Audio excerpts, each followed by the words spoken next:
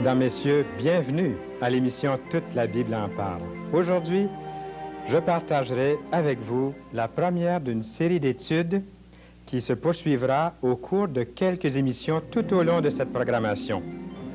À cette première, je vous parlerai de différents aspects qui caractérisent l'auteur de la Bible. Nous verrons comment il se fait que Dieu a pleine autorité sur les hommes, sur l'humanité. Ici, à l'émission Toute la Bible en parle, sans frais, nous vous offrons un livre intitulé Satisfaction. Et premier arrivé, premier servi. Nous avons un stock et lorsque le stock est épuisé, quelquefois nous devons vous faire parvenir autre chose.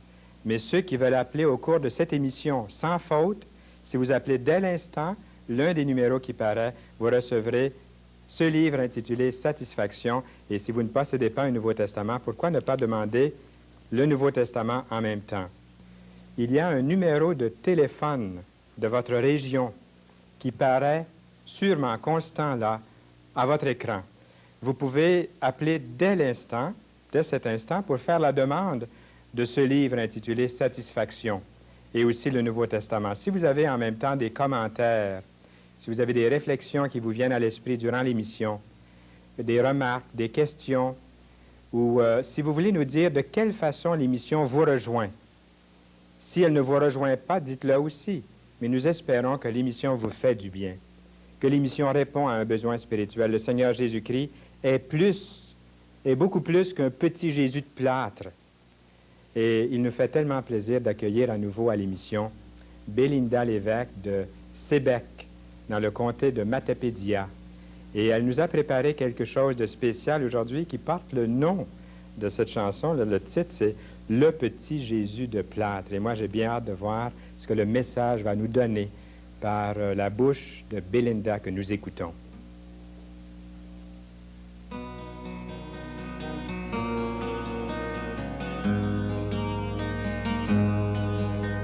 Tu as grandi avec un petit Jésus de plâtre et un mort sur un crucifix. Son portrait pendait au-dessus de l'arbre, et dans l'objet, il n'y avait pas de vie. Peux-tu te retourner vers un petit Jésus de plâtre? Saura-t-il t'aider dans tes pires moments? Il pourrait bien se briser, le petit Jésus de plâtre. Il ferait mieux de prier un Dieu vivant. Réfléchis un instant. Tu me regardes et te voilà tout triste. Dans ton cœur il y a une question.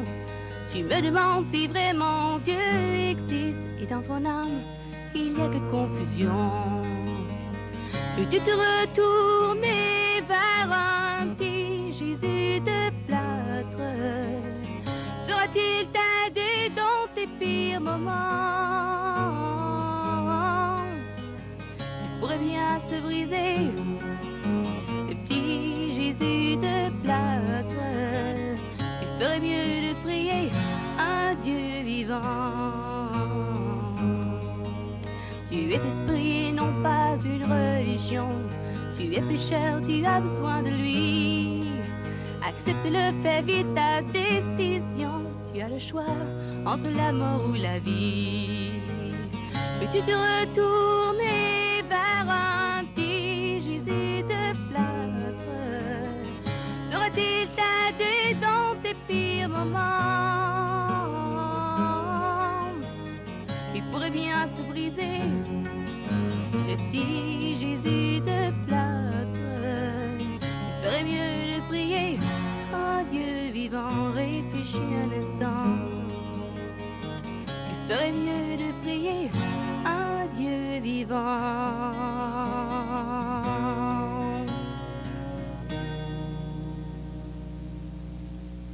Merci beaucoup, Bélinda Lévesque, qui va nous revenir tout à l'heure.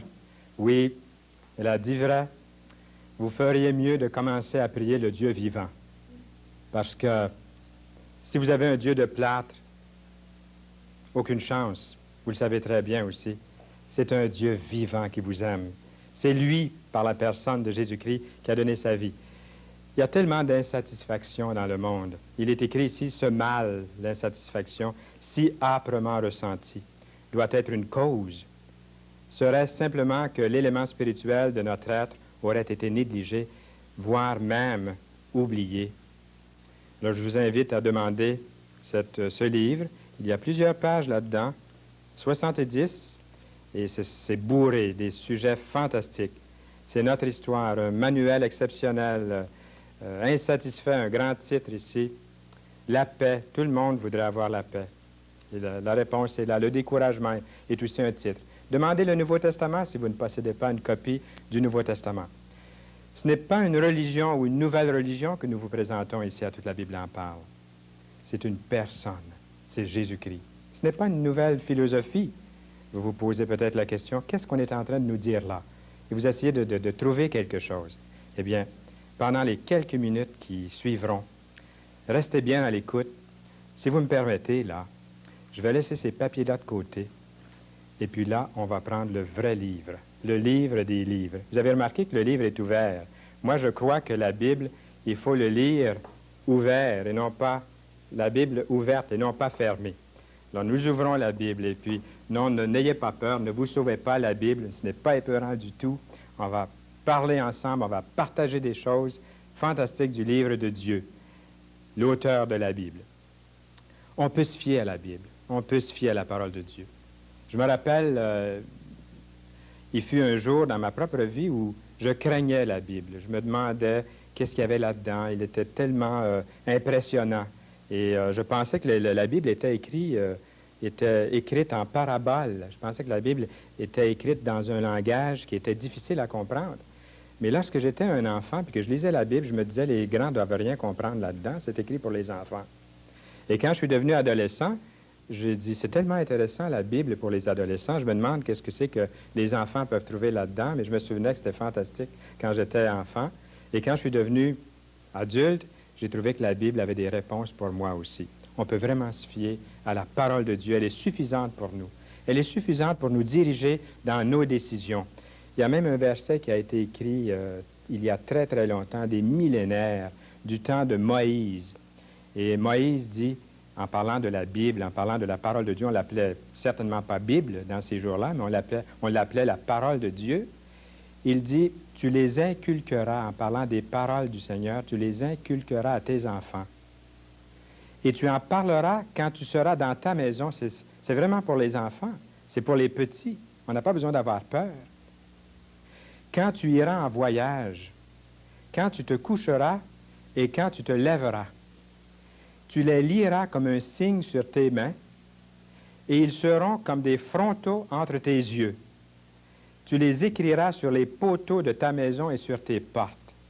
Moi, je dis Amen à Moïse. Lui a parlé, et sa parole est encore efficace aujourd'hui. La parole de Dieu est là pour nous diriger dans nos décisions. Et Dieu est l'auteur de cette Bible, de cette parole. Et vous en avez une chez vous, et peut-être vous n'avez pas réalisé jusqu'à quel point c'est la parole de Dieu. De quelle manière les auteurs bibliques, parce qu'il y a environ 40 auteurs bibliques, de quelle manière attribuent-ils, eux, ces écrivains bibliques, dans les passages que nous allons regarder ensemble pendant quelques instants, comment eux attribuent-ils ces paroles-là à Dieu? J'aimerais lire un verset ici dans l'Ancien Testament, c'est dans Deutéronome 28, qui dit ceci. Voici toutes les bénédictions, écoutez bien, toutes les bénédictions qui se répandront sur toi et qui seront ton partage lorsque tu obéiras à la voix de l'Éternel, ton Dieu. Ce que j'aimerais souligner ici, c'est que les écrivains bibliques ont attribué leur message comme étant la voix de Dieu. Ça, c'est important. Moi, je ne pourrais pas en dire autant. Je dois accepter leur message comme étant inspiré de Dieu. Parce que Dieu leur a dicté sa parole. Ils ont parlé comme si c'était la voix de Dieu qui parlait. Aujourd'hui, je dois écouter et lire la parole de Dieu, qui a été articulée par ses prophètes, qui ont parlé de la part de Dieu, en son nom, pour lui. Mais ces hommes-là, ces prophètes étaient des pécheurs, étaient des gens de même nature que vous, de même nature que moi. Et en leur temps, ils ont entendu la voix, ils ont parlé au nom du Seigneur et ils ont fait connaître le message de Dieu. Ailleurs, nous lisons ceci. Écoutez bien, c'est un autre prophète qui parle, son nom c'est Samuel. Il dit ceci: « L'Esprit de l'Éternel parle par moi, et sa parole est sur ma langue. Le Dieu d'Israël a parlé. Le rocher d'Israël m'a dit, celui qui règne parmi les hommes avec justice, celui qui règne dans la crainte de Dieu, est pareil à la lumière du matin, quand le soleil brille et que la matinée est sans nuage. Ses rayons, après la pluie, font sortir de la terre la verdure. » Pierre Léveillé, la semaine dernière, nous disait à l'émission qu'il n'arrivait pas à exprimer tout ce que Dieu a fait dans sa vie. Et tous ceux qui ont fait la découverte du Seigneur Jésus-Christ dans leur vie ont quelquefois cette difficulté de dire dans des mots ce que Dieu a fait dans leur vie. Lui a essayé de dire que celui qui règne dans le cœur, c'est celui qui fait paraître la lumière du matin et qui change tout, qui fait sortir de la terre la verdure, dans un langage imagé pour nous faire saisir la grande vérité. Ces hommes-là, comme Samuel et Moïse, ont eu la certitude que Dieu parlait par eux, que Dieu mettait sa parole, premièrement, dans leur cœur et ensuite dans leur bouche, puisque nous avons lu, Samuel dit, « Dieu m'a dit ». C'est un peu comme j'étais à l'école, je me souviens très bien que le professeur se promenait dans l'allée, il nous donnait une dictée. Et gare à moi si j'inventais, si j'improvisais. J'ai essayé une couple de fois d'improviser. Vous vous souvenez, c'était à l'époque où on se promenait avec un petit bâton. Et sur le bâton de mon professeur, c'était écrit « Réfléchis ». Et un jour, il est passé à côté de moi et j'avais fait mon fin, j'avais un petit peu improvisé. Le professeur aurait bien pu ajouter un adjectif, quelque chose de beau. Et il a vu ça et tac, sur le bout des doigts, réfléchis. C'est à ce moment-là que j'ai compris que je ne devais pas improviser, je devais prendre la parole de mon professeur. Le professeur par excellence, c'est notre Dieu, l'auteur des Saintes Écritures, l'auteur de la Bible. On ne peut pas inventer, on ne peut pas ajouter, on ne peut pas à notre guise arranger la Bible, même l'interpréter. On ne doit pas interpréter la Bible. Souvent, j'entends des gens qui disent « Fernand, on ne doit pas interpréter la Bible. » Je suis parfaitement d'accord avec vous. On ne doit pas l'interpréter. On doit la lire. Et lorsqu'on rencontre des difficultés, on doit laisser la parole de Dieu nous expliquer ce qu'elle veut dire. L'auteur, c'est Dieu. La Bible est vivante. Et lorsqu'il y a des difficultés ailleurs dans la Bible, il y a aussi l'explication qui nous guide, qui nous dirige sur la bonne voie. Ils ont eu la certitude que Dieu parlait par eux, qu'il mettait sa parole dans leur bouche. Ça, c'est quelque chose que moi, je ne pourrais pas dire. Mais Dieu s'est révélé à eux, ils ont écrit, et j'ai maintenant la parole de Dieu. Et je vous la transmets en vous la lisant et en la prenant pour moi-même aussi comme une nourriture. Maintenant, lorsque nous allons voir ailleurs dans l'Écriture, je ne tourne pas les pages puisque j'ai écrit les versets. Ici, je vous donne les références. Dans Jérémie chapitre 1, verset 6, il est écrit, et Jérémie s'écrie en disant, « Je répondis, ah, Seigneur éternel, voici, je ne sais point parler. » Ça ne dérange pas Dieu du tout, que quelqu'un ne sache pas parler. C'est sa parole qui compte. Les grands discours philosophiques, les grands discours oratoires n'impressionnent pas Dieu. Jérémie dit, « Voici, je ne sais point parler, car je suis un enfant. » Et l'Éternel me dit, « Ne dis pas, je suis un enfant, car tu iras vers tous ceux auprès de qui je t'enverrai. » Et écoutez bien ce qui suit. « Et tu diras tout ce que je t'ordonnerai. » C'est Dieu qui dit ça à Jérémie. « Ne les crains point, car je suis avec toi pour te délivrer, dit l'Éternel. » Puis l'Éternel étendit sa main et toucha ma bouche. Et l'Éternel me dit, « Voici, je mets mes paroles dans ta bouche. » ces gens-là, ces écrivains bibliques, ont parlé de la part de Dieu. Je vous demande, pensez-vous que leur parole est fiable? C'est la parole de Dieu. Ils n'ont pas parlé de leur propre chef. Non. Ils ont parlé parce que Dieu leur a parlé, a rempli leur cœur, leurs pensées. Ils ont écrit comme si c'était Dieu lui-même qui écrivait. Moi, j'ai confiance dans la parole de Dieu. Pas vous? Lisez-la. Lisez-la, pardon, et vous allez voir que Dieu va vous parler aussi, de la même façon. Maintenant, allons voir dans le Nouveau Testament. C'est Paul, l'apôtre, Saul de Tarse, qui est devenu l'apôtre Paul.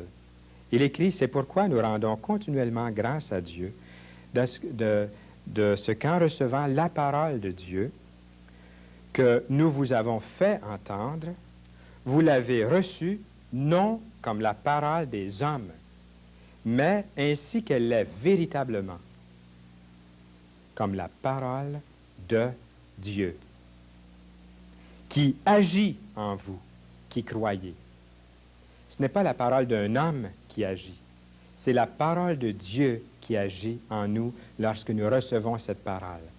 Maintenant, j'ouvre une parenthèse ici pour dire quelque chose d'important. L'apôtre dit comme la parole de Dieu qui agit en vous, qui croyez en quoi?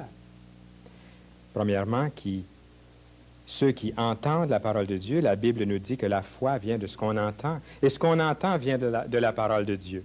La parole de Dieu que nous vous avons fait entendre, ce n'est pas la parole d'un homme. Seigneur, Sauveur et Seigneur et Sauveur, et on le répétera 100 fois, ce n'est pas assez pour dire qu'il n'y en a pas d'autre que lui. Car il n'y a sous le ciel aucun autre nom qui ait été donné parmi les hommes par lequel nous devions être sauvés. Il est Sauveur, il est Seigneur. Et l'apôtre Paul a prêché ce Seigneur.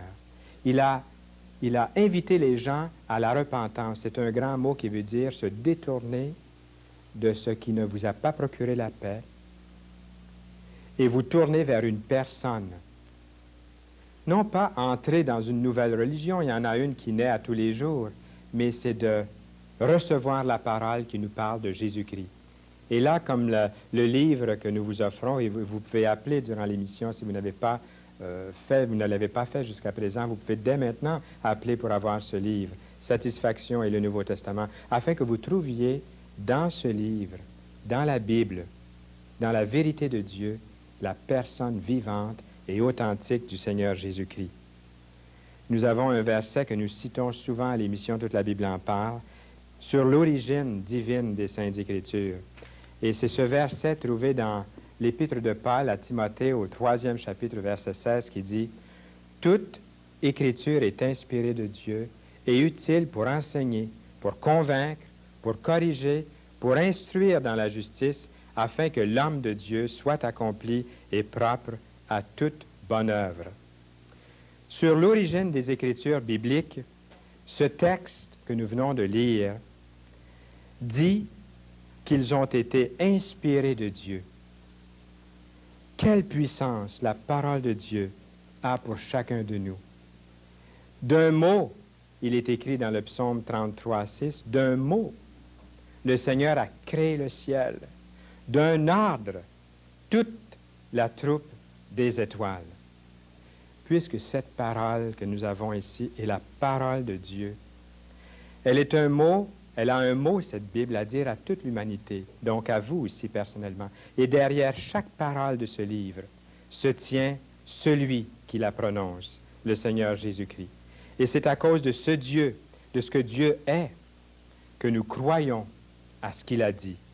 On peut vraiment avoir confiance en lui. Et Jésus revient bientôt. J'espère que vous avez écouté tout au long et que cette parole vous a convaincu que Jésus-Christ est la personne centrale qui nous est présentée et que vous avez besoin du Seigneur Jésus-Christ. Vous dites, Fernand, qu'est-ce que je dois faire? Je ne suis pas dans une église et je ne suis pas conditionné. Peut-être que vous êtes en train de manger, de boire quelque chose, de vous rafraîchir, ou vous avez, par accident, tourné jusqu'à ce poste et vous êtes en train d'écouter et vous n'avez pas même eu le début de l'émission. Ce que nous sommes en train de faire, chers amis, c'est de vous inviter à reconnaître le Seigneur Jésus-Christ dans votre vie, comme Sauveur et Seigneur. Il vous aime. Il a donné sa vie pour vous. Et à l'émission Toute la Bible en parle, nous avons, pour la 2e semaine, une demoiselle qui vient de Sébec, dans le comté de Matapédia. Et son nom, c'est Belinda Lévesque. Et elle va nous chanter quelque chose. Tout à l'heure, elle a chanté le petit Jésus de plâtre. Nous avons un Dieu vivant, un Jésus qui est authentique, qui vit dans son cœur et qui vit dans le cœur de ceux qui l'ont habité. Et cette fois-ci, elle va nous parler du retour de Jésus-Christ, de l'enlèvement de ceux qui auront cru et placé leur confiance dans le Seigneur Jésus-Christ. Nous vous invitons, pendant l'émission, pendant que vous écoutez encore, pendant que vous êtes là, à composer les numéros de téléphone. Et faites la demande de ces livres, Satisfaction et le Nouveau Testament. Et détendons-nous pendant un instant et écoutons Belinda Lévesque qui va nous parler maintenant de ce jour glorieux où l'Église sera enlevée.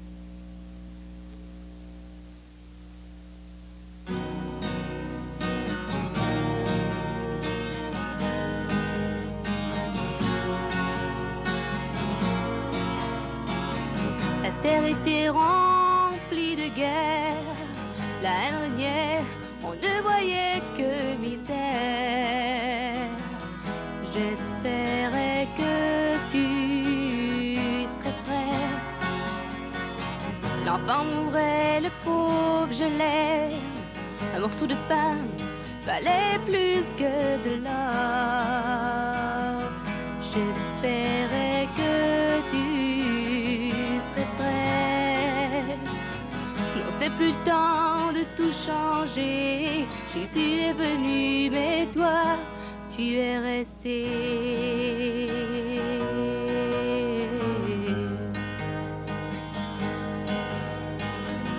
Dans un champ qui travaillait, l'un fut pris, mais l'autre fut laissé. J'espérais que tu serais prêt. Dans un lit qui était couché, l'un fut pris, mais l'autre fut laissé.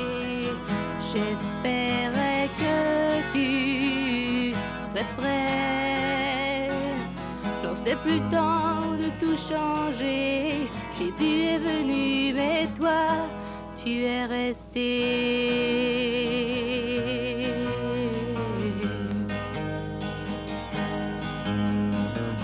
Jésus avait dit, quand tu verras le figuier reverdir, tout s'accomplira.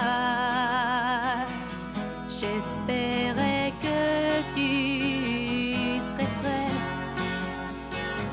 Il est venu sur des nuées en un instant, il nous a enlevés. J'espérais que tu serais prêt. Non, c'est plus le temps de tout changer. Jésus est venu, mais toi, tu es resté.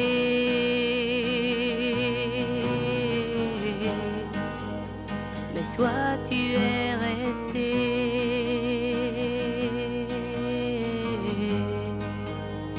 Mais toi, tu es resté.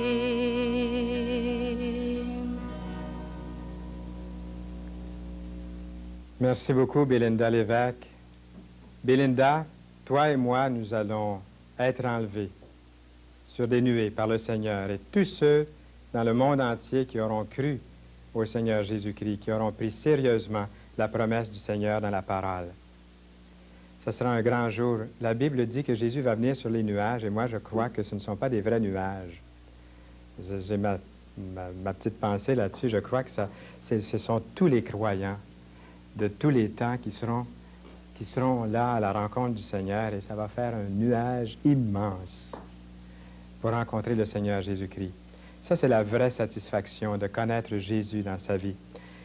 Le présent ouvrage que nous vous offrons est intitulé « Satisfaction ». Et il peut apporter, comme c'est écrit ici à l'arrière, une dimension nouvelle à toute vie prête à recevoir le message dont il est porteur. Message tiré de l'Évangile. Bonne nouvelle pour l'âme moderne. Alors ça fait quelque chose de fantastique, de très beau là. Écrivez ou à la fin vous allez voir une adresse qui va apparaître ou appelez-nous, c'est encore plus facile. Appelez-nous dès cet instant et demandez ce livre, Satisfaction. Nous avons entendu aujourd'hui la parole de Dieu, nous l'avons ouverte cette Bible et vous aimeriez peut-être savoir qu'est-ce qu'il faut faire maintenant pour s'engager, pour prendre une décision. Et j'aimerais faire quelque chose, je m'en voudrais de terminer l'émission sans vous inviter à prendre une décision pour le Seigneur Jésus-Christ. Vous dites, Fernand, j'aimerais connaître le Seigneur Jésus dans ma vie. Qu'est-ce que je dois faire? 3 choses. La première, la Bible dit que nous devons être repentants. Ça veut dire se détourner de ce qui ne vous a pas procuré de paix pour vous tourner vers Jésus-Christ. Vous détourner du mal, vous détourner du péché pour vous tourner vers une personne qui vous aime, qui attend, qui a dit, venez à moi, vous tous qui êtes fatigués et chargés, et je vous donnerai du repos. La deuxième chose, c'est de croire que Dieu désire et a le pouvoir, a la capacité de vous sauver. La Bible dit, car Dieu a tant aimé le monde qu'il a donné son Fils unique, afin que quiconque, c'est vous, c'est moi, afin que quiconque croit en lui ne périsse point, mais qu'il ait la vie éternelle. Il désire nous sauver. Il a cette capacité, lui, qui a créé l'univers, les galaxies. Il a cette puissance. Il a aussi ce cœur, ce désir de nous sauver. La deuxième chose, c'est d'avoir la foi, et la foi, c'est de croire qu'il peut et qu'il veut vous sauver. Mais il reste une troisième chose. Peut-être que vous êtes prêt à vous détourner de votre vie passée qui ne vous a pas procuré l'assurance du salut et à vous tourner vers une personne, Jésus-Christ. Peut-être que vous reconnaissez que ça prend la foi. Vous êtes prêt à croire qu'il a le pouvoir, qu'il a le désir de vous sauver, mais vous n'êtes pas encore sauvé, vous n'avez pas encore la certitude. Il y a une troisième chose, et c'est la plus importante, c'est de venir à lui. Jésus a dit, venez à moi. Il a dit, je me tiens à la porte et je frappe. Si quelqu'un entend ma voix et ouvre la porte, j'entrerai chez lui. Là où vous êtes, en cet instant, je vous inviterai, si vous êtes sérieux et que vous voulez Jésus dans votre vie, si vous voulez qu'il transforme votre vie, qu'il vous donne une vie nouvelle, nous ne vous invitons pas à une religion ou à une secte. Nous ne représentons pas une religion, nous ne vendons rien, nous présentons Jésus-Christ vivant. Là où vous êtes, dites-lui, oui Seigneur Jésus, viens dans ma vie. Je te confesse mes péchés. Je sais que Jésus est mort sur la croix et qu'il a versé son sang et que le sang de Jésus me purifie de tout péché. Est-ce que vous êtes prêt à lui dire ça? Est-ce que c'est là votre prière sincère? Si oui, je vous inviterai à prendre le téléphone et à nous appeler pour nous dire oui, je viens d'inviter Jésus-Christ dans ma vie. N'ayez pas peur de le dire. J'ai invité le Seigneur dans ma vie. Il est vivant dans mon cœur à partir d'aujourd'hui. Et nous nous réjouirons avec vous de ce que Jésus est votre sauveur. Bélinda Lévesque reviendra la semaine prochaine et Claude Legris, un ex-motard, sera avec nous. Il nous parlera de la vie transformée. À bientôt.